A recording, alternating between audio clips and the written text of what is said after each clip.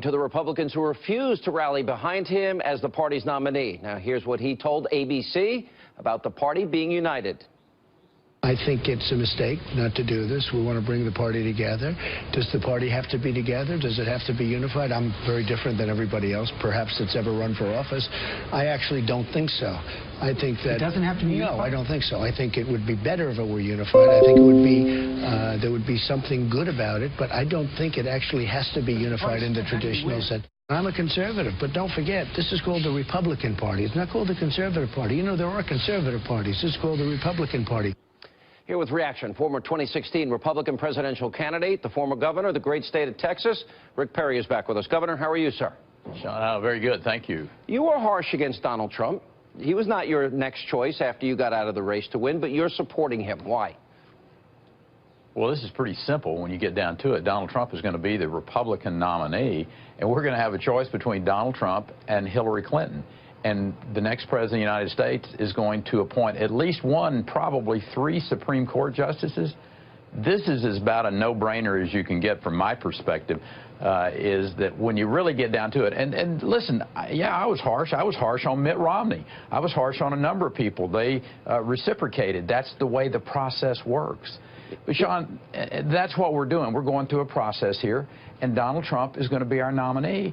And, you know, I'm going to support him because the alternative is an absolute disaster. I was down at the border with you. I believe he'll build that wall. I don't think there's any doubt about it. He ran strongly on it. Also, he said he will release the names and create a pool of candidates for the Supreme Court, and he would only tap into that group of people. So conservatives will know ahead of time the type of justices that he would appoint to the Supreme Court. He says he has a judicial philosophy similar to both Scalia and Thomas. You think that'll give conservatives that maybe are on the fence some hope that things will be a lot better and different?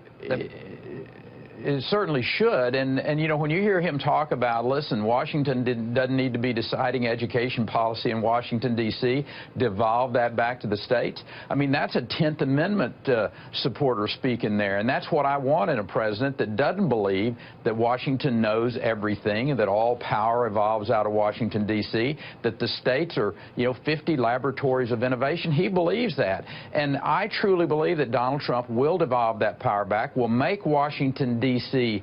as inconsequential as it can be. And that, I think, is what scares a lot of people who really have never seen that, and they've never, you know, they've never supported that concept. But if we're truly going to be Republicans, we're truly going to be conservatives, then that 10th Amendment needs to really it's huge. You know, there's a whole list of those issues, though. And he said he'd repeal and replace Obamacare. And he said he would appoint conservative justices to the court, originalists. He told me many times.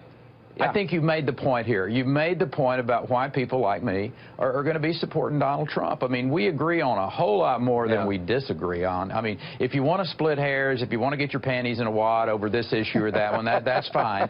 But the point is, Donald Trump is going to be our nominee. He's earned it. And we need to respect that he's worked hard. You know, he wasn't my first choice. Matter of fact, he wasn't my second choice.